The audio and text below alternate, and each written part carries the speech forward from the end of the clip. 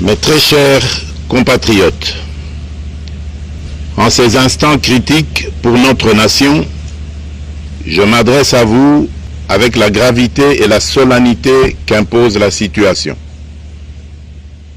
L'Est de notre pays, en particulier les provinces du Nord Kivu, du Sud Kivu et de l'Ituri, fait face à une aggravation sans précédent de la situation sécuritaire.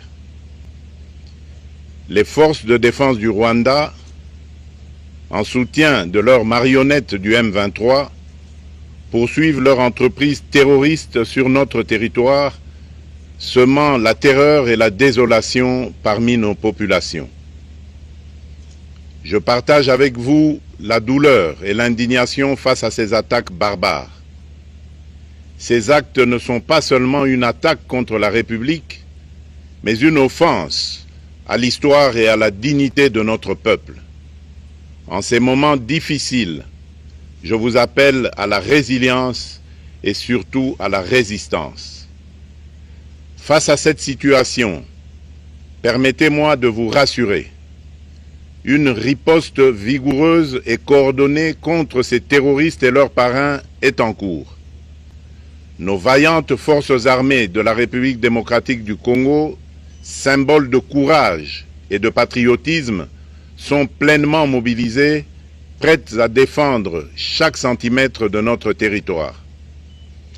J'ai personnellement convoqué et présidé des réunions de crise avec une équipe restreinte du gouvernement, le haut commandement militaire ainsi qu'une réunion interinstitutionnelle afin d'évaluer les récents développements de la situation et de lever les options pour repousser les agresseurs et reconquérir chaque parcelle de notre territoire. À cet effet, j'ai nommé ce 28 janvier le général-major Évariste Somo Kakule au poste de gouverneur militaire du Nord Kivu pour renforcer la coordination des opérations militaires et restaurer l'autorité de l'État. Parallèlement, nous avons engagé d'importantes démarches diplomatiques, notamment au sein du Conseil de sécurité des Nations Unies, ainsi que dans le cadre du processus de paix de Luanda, auquel nous restons pleinement engagés malgré les obstacles. Nous privilégions la voie du dialogue, mais toujours avec lucidité, tout en restant fermement résolus à défendre notre territoire et notre souveraineté par tous les moyens nécessaires. Mais ce combat n'est pas seulement celui des FARDC. C'est le combat de tout un peuple, le combat de notre identité congolaise, afin de léguer aux générations futures un pays prospère et en paix.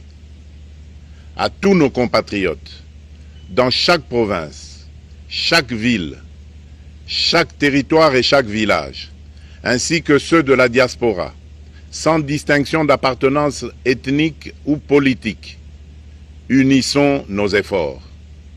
Apportons un soutien indéfectible, moral et matériel à nos vaillants soldats.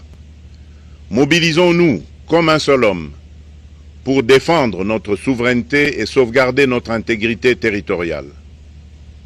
Je suis pleinement conscient des souffrances de nos compatriotes qui fuient les hostilités. Le gouvernement est instruit d'activer le plan d'urgence humanitaire pour venir en aide aux déplacés. À vous, habitants de Goma et des environs, je ressens profondément votre douleur qui est aussi la mienne. Elle traverse nos cœurs et nos âmes en tant que fils et filles d'une même patrie. Mais face à cette épreuve, je vous exhorte à puiser dans cette force intérieure qui fait la grandeur du peuple congolais.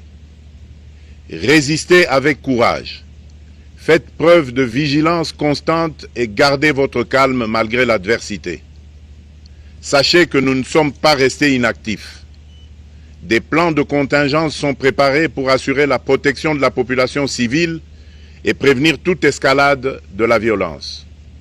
Les dispositifs de sécurité ont été renforcés pour protéger les zones stratégiques et nous travaillons sans relâche pour garantir le fonctionnement des services essentiels. Je tiens à rendre un hommage solennel à tous ceux qui ont payé le prix ultime dans cette lutte pour notre dignité et notre souveraineté. J'ai une pensée pieuse pour le général-major Peter Chirimwami, gouverneur militaire du Nord Kivu, tombé les armes à la main. Je m'incline avec respect devant la mémoire de tous nos militaires et de tous les Wazalendo tombés sur le champ d'honneur. Je pense aussi aux soldats de la mission de la communauté de développement d'Afrique australe, la SAMI DRC, qui combattent à nos côtés aux casques bleus de la MONUSCO, qui ont sacrifié leur vie pour la paix, ainsi qu'aux innombrables civils victimes de la barbarie ennemie. Leur courage et leur sacrifice ne seront jamais oubliés, et nous portons leur flambeau avec la ferme détermination d'achever leur noble combat. Je voudrais ici interpeller directement la communauté internationale et l'Union africaine. Le Rwanda continue de violer ouvertement et sans scrupule les principes fondamentaux de la Charte des Nations Unies ainsi que les accords régionaux. Pire, ces agissements se déroulent dans une impunité totale et ce, avec un mépris manifeste des règles internationales et des valeurs que ces institutions sont censées défendre. Cette attitude arrogante, qui ne cherche même plus à masquer ses forfaits, est une provocation inacceptable à l'égard de notre souveraineté et de la stabilité régionale. La présence de milliers de soldats rwandais sur notre sol, leur soutien politique, logistique et militaire à leur pantin du M23, ainsi que leur implication dans l'exploitation illégale de nos ressources naturelles, nous conduisent tout droit à une escalade aux conséquences imprévisibles, mettant en danger toute la région des Grands Lacs. Votre silence et votre inaction face à la barbarie du régime de Kigali et aux atrocités perpétrées par ces supplétifs sur notre territoire constituent un affront non seulement à la République démocratique du Congo, mais également aux valeurs universelles de justice et de paix. Le peuple congolais prend acte de cette passivité qui frôle la complicité. Soyez sûrs d'une chose, la République démocratique du Congo ne se laissera pas humilier ni écraser. Nous nous battrons et nous triompherons. Congolaises et Congolais, l'heure est certainement grave, mais notre détermination est encore plus inébranlable. Ce moment critique nous offre l'opportunité de montrer au monde ce qui fait notre force, c'est-à-dire notre unité sans laquelle tous nos efforts seraient vains. Je vous appelle à être vigilants, mais à ne pas céder à la haine, aux divisions ou à la violence. Je condamne avec la plus grande fermeté les actes de vandalisme et de pillage qui ont visé certaines missions diplomatiques accréditées en République démocratique du Congo, ainsi que des intérêts privés dans la ville de Kinshasa.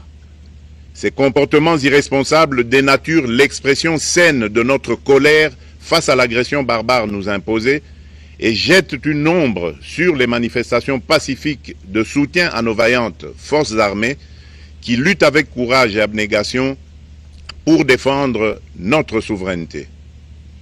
Notre engagement doit rester ferme et discipliné. Nous gagnerons cette guerre par notre unité, notre courage et notre sens de responsabilité, et non par la violence aveugle et par l'anarchie.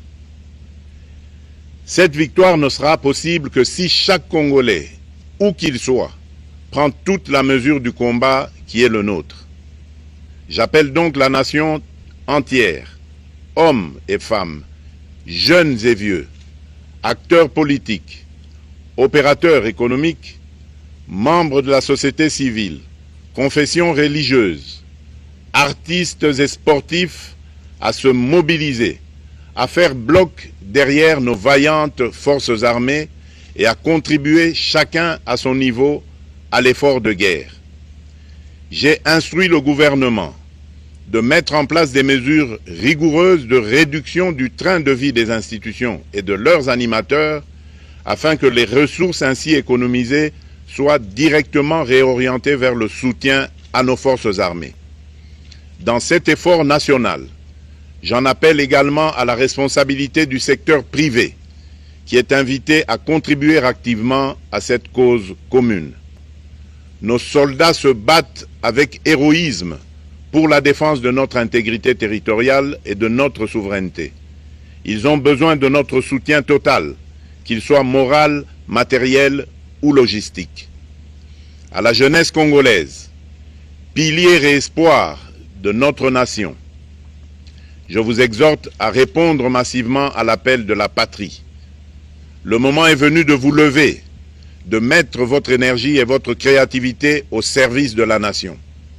Nous devons renforcer nos rangs et chaque jeune Congolais prêt à défendre son pays a une place au sein de nos forces armées. Enrôlez-vous massivement dans l'armée. Vous êtes le fer de lance de notre projet et votre mobilisation est déterminante pour la victoire finale. Aux braves populations du Nord Kivu, du Sud Kivu et de l'Ituri, vous êtes le symbole de la résilience congolaise, une source d'inspiration pour toute la nation. Vous n'êtes pas seuls dans cette épreuve.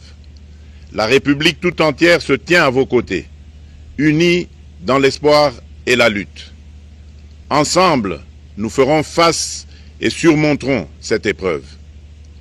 À nos vaillantes forces armées et aux vaillants patriotes Wazalendo, véritables sentinelles de la souveraineté nationale, je rends un hommage appuyé et vous exprime au nom de toute la République notre reconnaissance infinie et notre fierté inébranlable.